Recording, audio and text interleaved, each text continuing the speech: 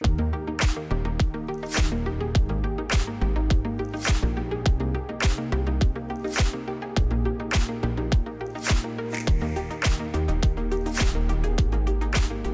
welcome moderator DCN's Gigi Hinton.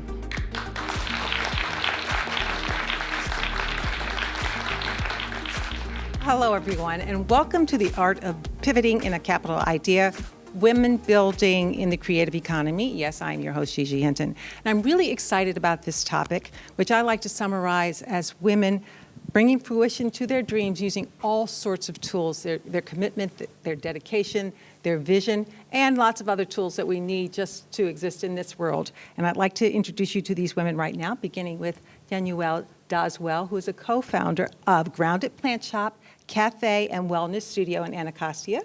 Also a founder of that same organization, Grounded Plant Shop, Cafe and Wellness Studio, is Mignon Hemsley. And here to my right is Ariana Davis, and she is the founder and owner of Stripped, a fabulous women's apparel line. And then we have Kimberly Tignon, an attorney with her organization, TCC. Welcome, ladies. Just going around, starting with you, Danielle, I'd like you guys just to give me a brief bit of your journey to where you are now. We'll discuss your business in detail in a few minutes. Absolutely. I'm Danielle Doswell, co-founder, chief executive officer of Grounded. Yes, and I'm Mignon Hemsley, the COO and creative director of Grounded. We are a wellness brand that's reconnecting you to nature through houseplants. Oh, houseplants, okay. Hi, I'm Ari Davis. I am born and raised in Washington, D.C. I'm a former attorney and now the CEO and founder of Stripped. We're a women's apparel brand, we're size inclusive, and we make women feel their best. And Kim Tignor. I run a nonprofit called Take Creative Control. We are nationally focused, but we're based here in D.C., and we are all about helping creators of color share, protect, and monetize their work. Okay, and to that end, Kim, I'd like to start with you because these ladies run a wellness studio with food and plants and exercises and reflection. Ariana has a clothing line. Where does what you do come into service of these ladies and businesses like theirs? Yes, what all three of these ladies up here are doing, it's simply incredible. And, just so you know, Take Creative Control, we think of the concept of who is a creator in a much more, I would say, expansive way of looking at it.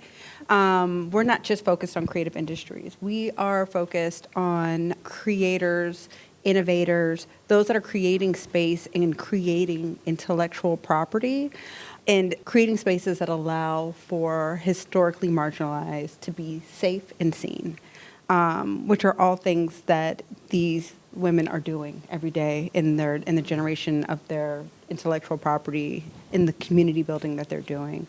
And so what we do is we work a lot with members on the Hill. We work a lot with our local elected officials in exploring policy to ensure that this important work is lifted up, promoted, and really thinking about monetization strategies. Okay, because you're a civil rights attorney by trade, yes? Mm-hmm. And this is sort of like civil rights for businesses? It's definitely an economic justice lens to it, right? And that's exactly right. It's thinking about how is it that a lot of the things that are happening, I don't want to get ahead of the panel, but, just thinking about these pivots that happen, right? What we saw during the tech boom and the tech renaissance is that we saw a lowering of thresholds for our creators, and we were watching them thrive in a way that we hadn't seen before, right?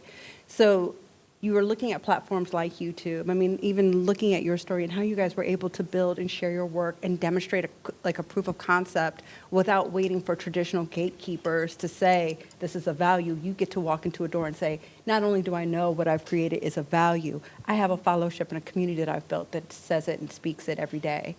And so we were watching that really take off. But the other thing that we saw is that there were a lot of policies either put forth by platforms, being put forth by elected officials, et cetera, that were having a disparate impact on communities of color, creators of color, and our creative entrepreneurs. So it was just thinking about what tools can we put into our community's hands to help them navigate those things and really help them thrive. Okay, we'll get into that a little bit more. Now, Ariana, you are also an attorney by trade. Yes. HU? Yes, of course, you know. Okay.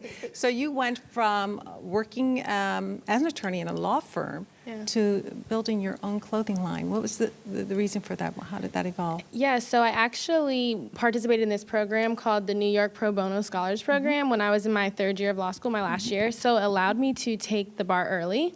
And so I took the bar in February 2020, and I was supposed to extern in the second semester. But of course, the pandemic hit in March. So because of that, I had a lot of free time because my externship basically didn't exist anymore. And so during that window between March and November of 2020, I just executed the brand from start to finish and launched. So I launched on Black Friday of 2020. Then I began my legal career in big law as an antitrust associate January 2021. And then I did that until March 2024. And honestly, it wasn't a passion of mine. It was helped me fund the business though, so it had its benefit. And so I did that until March 2024. And then I finally quit, and I was like full-time entrepreneur now. So I've been doing that for a year now. And how's it going? Amazing. I mean, I tell people all the time, people told me you do have to eventually quit. You have to let go of that. And it's true. Once I stopped working as an attorney and had the brain capacity to really dedicate myself fully to the business, it was our best year yet. Okay. All right. And you ladies, friends since you were little girls, yes? Or young women? Since 2016, young Okay, women, 2016. I think mid-20s. But you came together, what? Oh, you came together over plant life, is that correct? Yeah, we actually shared a mutual friend, and we always bonded over nature, plants, music, millennial girl stuff we just loved. But how we actually started our business was from a tweet. Danielle sent me a tweet. It said 33% of all plant owners are millennials. And she's like, this is us. We're a part of the statistic. And I know just that. jokingly wrote on Twitter, I was like, I'm going to open a plant shop. And she was like, if you're serious, let's do it together. And so that was October 2019. We started ideating Grounded. We knew we wanted to really focus on mental wellness. And then we were like, we're going to launch on Earth Day of 2020. Then the pandemic happened, and it was a little scary because people were in their homes, people died, people lost their jobs, and we were like, are people going to want to buy plants during this time? And so it really worked out in our favor. We initially wanted to be online, and it worked because everyone was buying things online. And when we launched, we actually sold 700 plants in the first 30 minutes, which was insane. We didn't have 700 plants. We had 3 plants in our possession. So it was like a wild ride trying to just figure that out. We kind of I feel like that kind of set the tone to just do whatever. What do you think that's about? I mean, was it the time, like you said, was it COVID? Was it people wanting to nurture something or to have something to do while they were locked inside that spawned that kind of reaction? And I'm speaking primarily now of selling that volume of plants. What do you think? Yes, that it's was? been 30,000 plants since. So volume is an Excellent. understatement. And it was pretty insane for us because I think that what really catapulted us in our success is our intentionality around our mission. We are deeply passionate about educating people about, hey, let's put our phones down, let's slow down, let's be disconnected from technology. And this is pre-pandemic, mind you. So we were a little bit ahead of the game and ahead of the curve of being intentional with just doing just that, slowing down. So I think that the education behind our mission, helping people take care of the plant too, because we've inherited plants that are ancestral, 30 years old. I have my aunt's plant, 2 of her plants, 30 plus years old, and she's passed away, but her plants are still thriving with me. So I think that people really gravitated to that mission and really aligned themselves with what we were growing back then. Okay, and you're in Anacostia. Yes. Why Anacostia? We were so excited to be in Anacostia. Of course, there's so many different areas in DC, like 14th Street, U Street, A Street. We thought of all of those, but we really thought about our mission and the different aspects of our store. We have the cafe. There's a food disparity in Anacostia, so we're allowing healthy food into the area. There is a mental health crisis in Anacostia, so we have our wellness studio, and we're addressing that. And then there's also a nature disparity, so we're bringing biodiversity and biophilic design, which is indoor, nature paradises, and we're bringing that to Anacostia, where people can come and really disconnect and decompress. They can get a drink, a matcha, or buy a plant, or take a wellness class right at their front door. They're able to walk, it's accessible, and that was really important for us. And Ariana, your business is online, yes? Yes. based in Based in the DMV, yeah, but we sell direct to consumer, all e-commerce. okay, yeah, out of LA, right? Yeah, we make our products in Los Angeles. Okay. And that has worked for you. I mean, Yeah. online economy is, Yeah, I It's mean, not a it's thing. It yeah, just- it's it huge. happens, Like right. Mignon said, in the pandemic, everyone was shopping online. We launched in the pandemic too, and so I feel like the pandemic shifted how people shop, and I think also like malls and physical locations are just losing popularity. But yeah, we do all direct to consumer e-commerce. We do want to expand into like the Nordstroms, the Saks, the things like that. But right now, it works really well for us, and we've built a community. So I think people enjoy that they exclusively get our products from our website. and Kim, let me ask you this, and this is about intellectual property. In these two instances, an apparel line and a wellness shop where there's coffees and teas and plants, is there a danger of not controlling that intellectual property from start to I wouldn't finish? say there's a danger. I think there's an important opportunity, some very important things that we need to do. To me, what sounds front and center is the protection of your brands, right?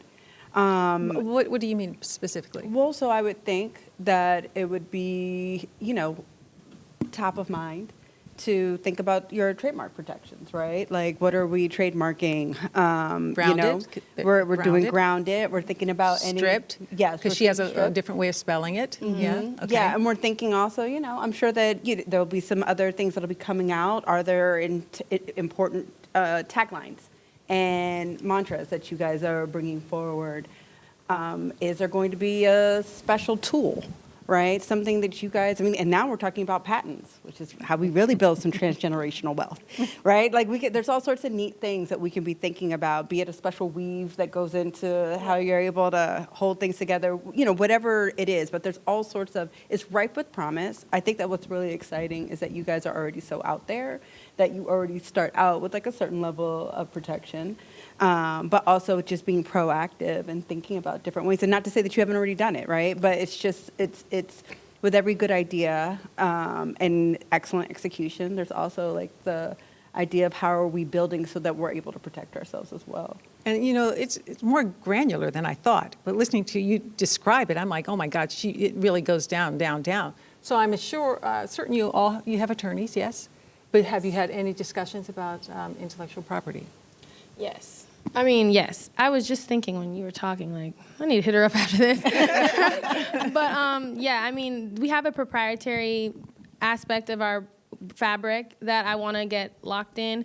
But also, like, some things people don't know. People always say trademark, trademark, trademark, trademark, which is true. As an attorney, I understand that. As a business owner, I also understand that, like, a lot of people get bogged down in those type of things, and it's like, get to revenue. Get to making some money.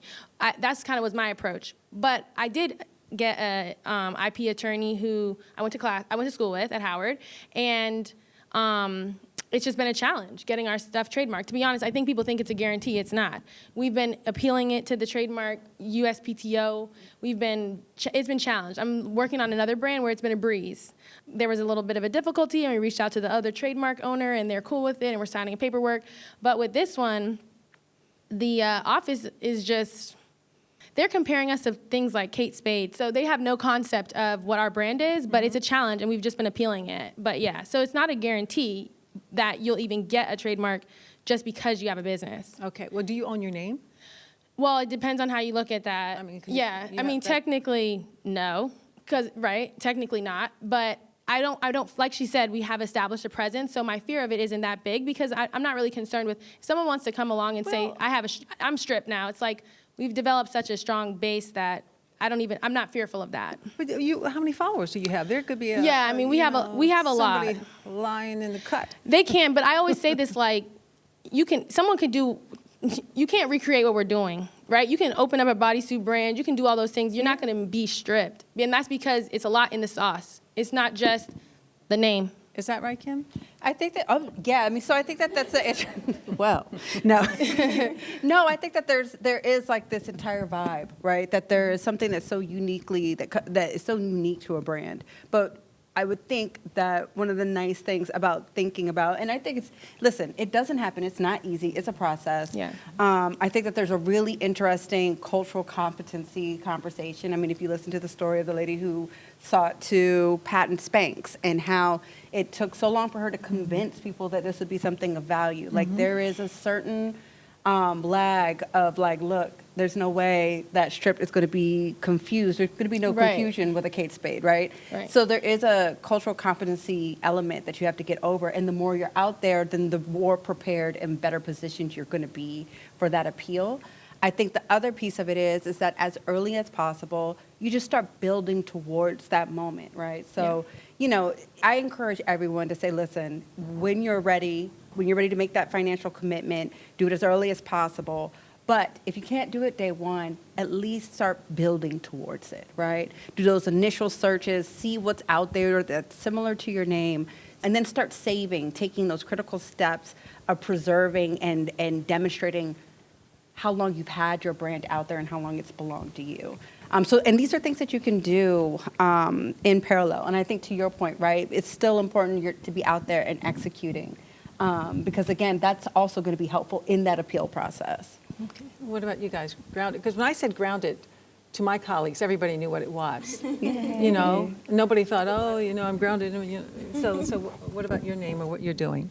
I think something that's really important for us is to have our own intellectual property, to create our own products. Because for us, it's like we're selling coffee, we're selling wellness, we're also selling plants, but we're not directly like growing plants. We're not directly growing the coffee, but having something that's ours that we created from the ground up that's like a product or something along those lines is something that's super important to us. Yeah, well, could they take the coffee they're using and put it in a bag and put their name on it? And I think that Private that's what it label. would end up looking Yeah. like, right? Yeah. Is that you would say, you would take something, you would have I would see that grounded label or that logo on that cup of coffee. And it doesn't mean that it was you guys literally doing it, but it was something, it was sourced in a way that you believe in the product. Right. And that's what I'm purchasing. It's your stamp of approval. It's your willingness to put your name on it that I'm going to purchase and why I'm purchasing it. And that wouldn't be a conflict with whomever they source their coffee from or their teas? Just that would be a pre-existing relationship that they would have negotiated already. And there's plenty of, there's plenty of folks that are already doing this where they're able to source it from a specific person. They go and they shop and they find the perfect brewed cup of coffee and then they say, this is who we want to work with. And then I trust because they have such great taste that I'm like, ooh, I only want the things that the ladies at Grounded have signed off on. Yeah, private label. Exactly. I mean, they do that. Everybody's doing private label. I mean, in all industries, private label is huge. I think for us, we also see Grounded beyond. Of course, we have this experiential retail space, which is really exciting, but Gigi, think big. Like, we're going to have our own products that can be of service to people, both on the wellness side and in the plant space as well, and even think about wearable products. So we see Grounded, of course, this is our entry point. The houseplant was the entry product. Now it's the cafe, wellness studio, and plant shop. But next, beyond that, we're thinking product expansion, having the IP to be able to pass down to that transgenerational wealth that you mentioned. Okay. Now, these two businesses here, one thing that I really love about them and that's written into the DNA of their companies is community. Community ties, what the community means to you, not as revenue, but as the community that you serve. I'd like to start with you guys and Grounded. You guys have donated more than 500 plants to households in Anacostia, is that correct? Yeah. Yeah, seriously. Let's give them to them. That's a huge undertaking. But it was so important to you to share this love of plants, the love of nature, because you said there are very few green spaces or not an adequate amount in Anacostia. Community is everything for what you do. I can take this one. Okay. I'll start and you feel free to add on. I just wanted to say that I think community for us was at the very first part of when we launched our business. We said that we want to educate people on something that makes us feel good at no profit or no takeaway. Like she told you, we had 3 plants, so we weren't expecting this. It was supposed to just truly be a side hustle, but I think that intentionality is what made people gravitate to our brand, and that education that we provided them is what made them gravitate to our brand. And when we think about community, we think about just that. How can we give out free game? we were talking to our customers on Zoom for 15 minutes, office hours, for free, because we're shipping plants to Cali, Texas, New York, and all of these people don't have green thumbs, and they were just getting introduced to plants, and we wanted them to be able to take care of it, but at no cost, and that was a complimentary service that we did. So when we think about community specifically, it's just that providing people with resources at no cost. If we have education or information that we can share to help you, to help better support your journey with the product or with whatever we're selling to you, coffee, we have education behind that, wellness classes, education behind that. That's what we want to do, and that's the first element and aspect of education, of community, is education. But financially speaking, how is that even possible, especially for a young company? Yeah, absolutely. I think that for us, from a financial perspective, we got catapulted into Grounded. So this came from Mignon and I's pockets. When we first, yes, everything is bootstraps. When we first started our business, we literally said, okay, we're going to buy this first plant shipment. We're going to buy this first, these supplies. Then we were like in my mom's house. We started in her basement. And throughout her living room, having a Black mom and having plants all over, I do not recommend that. But she was extremely supportive, and we started that part. And from there, the business was able to support itself.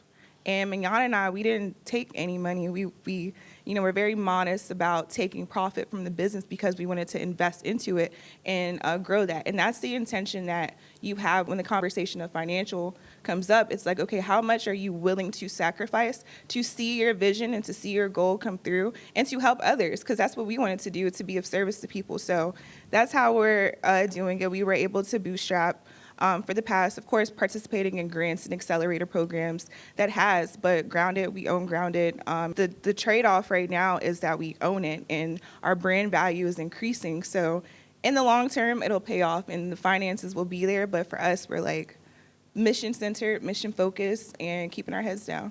Okay, and community is part of that mission. Yes, absolutely. And one last tiny little thing on this. Have you heard from any of the people that you've given these free plants to? Oh yeah, they come into the shop all the time. I think for us, especially moving our space into Anacostia, it was important for us to set a foundation into the community. We don't want to just come into the community and just set up shop. I went to high school down the street from our store, so nice. I feel like it kind of gives a little bit more leeway, but for us, giving out the plants was kind of like, when you move into a new house, you give like a pie to your neighbor. It was kind of like that aspect, just kind of introducing ourselves into the neighborhood, giving people just like a little token of something they can watch grow as we grow our space in their community. Thank you. And Ariana, for you, when you started your line, you were very, very conscientious of being inclusive of all body types, all body sizes in that community. And then you did something I've never heard of. You gave goods to Goodwill or outfits or clothing to outfits so that they could sell it and raise that money and put it in their own pockets. Yes. It's like a pop-up at Goodwill. Yeah. So when we launched, being size inclusive was super important to me. My sister's plus size, so it was like without a question. Like, of course, I was gonna make a brand that my sister could wear, and also it's just like, to me, it's a no-brainer. It's surprising that more brands aren't size inclusive. We actually go from XS, which is like a 00, all the way to 24, which is a 4X. But so being size inclusive was huge. And then, like Mignon said, like the community is it's like. A million brands sell clothes. Like, it's not really about selling clothes. You want to do something cooler than just selling clothes. So building a community of women who, one, feel better in the clothing because of the clothing, the fabric, the cut, all of those things. It's almost like seamless shapewear. That's what I always say, like undetectable shapewear. But also the mission and the branding behind Stripped really makes women feel empowered. Our motto is, good girls go to heaven, bad girls go everywhere. That's a Mae West quote, and I really feel like that's how women should feel. Like, women should feel limitless. And the Goodwill Initiative, which I'm super proud of, we're the first company in Goodwill history to ever do that. So that was a sustainability effort and an accessibility effort. One, like, fashion waste is huge, and basically through samples, production, returns, things like that, you just collect a lot of pieces. And typically, clothing brands will just dump it and add to fashion waste and ends up in a big pile across the world. And a lot of brands, I think, my theory is why brands don't donate it is because they feel it deteriorates their brand quality, which I don't agree with. And so we wanted to donate to Goodwill because I felt like, well, we're just sitting on 400 pieces. Let's do something with it. And then also, we sell at an accessible luxury price point, right? So it's not cheap. Stripped is not cheap. I'm very aware of that. And I wanted the girls who couldn't afford Stripped to have an opportunity. So I wanted it to be more accessible. And I just thought about when I was in college, I used to go to the thrift store and I would have that moment of like finding something really cute. And I wanted that for the young girls that want to be a part of Stripped. And it ended up being huge. There was like 1,000 girls showed up. It was a line down the whole block. It was insane. It became a case study for Goodwill because that's what they want more brands to do. Yeah, actually, I've seen that on their website. Yeah, it's really I cool. have. Yeah. I think what is really exciting about what you're hearing here, and almost kind of tapping on your question of, are these strategies viable, right? And how are we thinking about this from a monetization standpoint? Increasingly, in the work that we're seeing in the creator economy, we are seeing that folks are looking for brands, they're looking for businesses that are values aligned. Right? And I think that it's only going to get that much further. We're seeing the boycotts, we're seeing how we are now organizing our dollar, we're understanding the power of it, and it's just getting that much more important to support businesses like this that are aligned with our values, that are building the community. So, it is a strategy worth applauding. It is a strategy, and whether you, and I know y'all didn't mean it that way, but it's just to say, increasingly we are seeing people looking for those opportunities to put their dollar to work and to speak with their dollar and to support those types of brands that are doing the good work.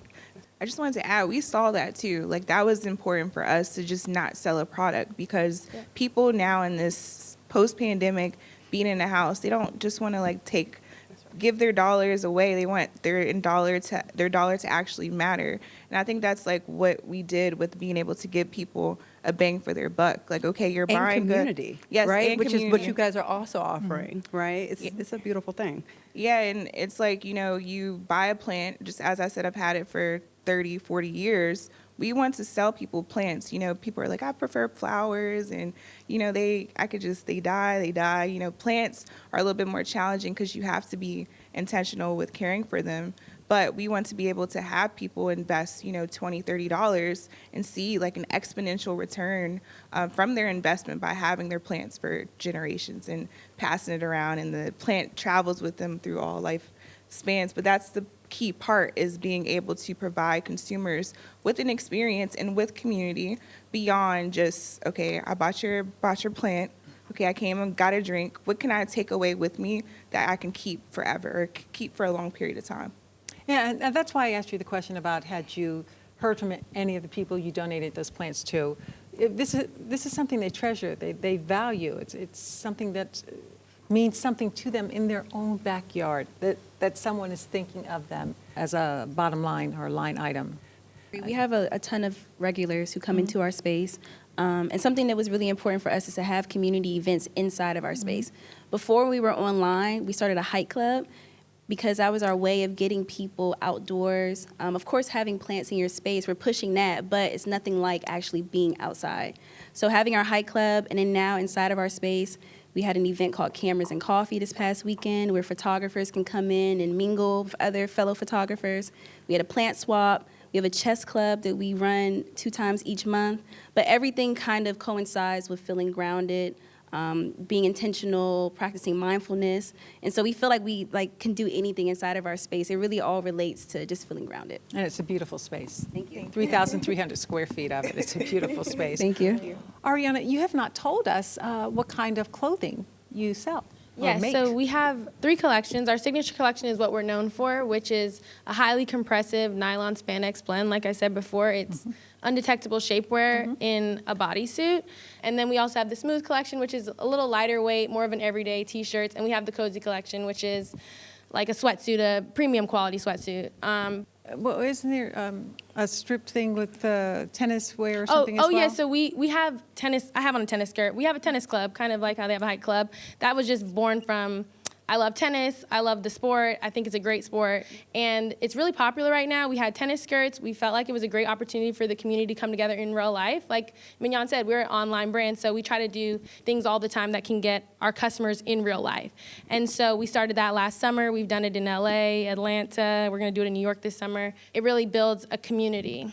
Okay, and I think our time has run out, but we do have time for questions, a Q&A. if there are any questions from the audience. But I'd like you to thank these lovely ladies for Thank you, Thank Gigi. you. sharing their Thank you. wisdom and their experience. If anyone has a question. Hello, I really enjoyed your panel. And I'm Brusetta Williams, a marketing consultant here with OCTFME. And I had a question for Kim. When you are a startup, what's the best way to protect your intellectual property when you have limited resources? When you have limited resources, I would, before I locked in like my name, I would do a search. I would go to the USPTO's office. I would take a look at what is already out there, right? Like what are the pre-existing trademarks that are registered, that are active. Then I would do a Google search. I would take a look, see what's kind of out there that's around your brand. If it's occupied, I would think about, do I really want to do it? But if it is occupied, I would see like what is the trademark for, right? So if it's for pesticides and you're trying to sell a purse, then okay. Maybe we still have some space to operate. But if they're trying to sell, if it is that you want to do a purse and they're doing it as well, it may be worth either, reaching out directly to them to see if they still even want it, or maybe pivoting and rethinking the name. Once I'm out there, once I'm selling, first time I share my name, my logo, my work, I would start memorializing it, right? So that day when you are ready to go and talk to your attorney, they're going to say, when was the first time that you kind of put it out there in public?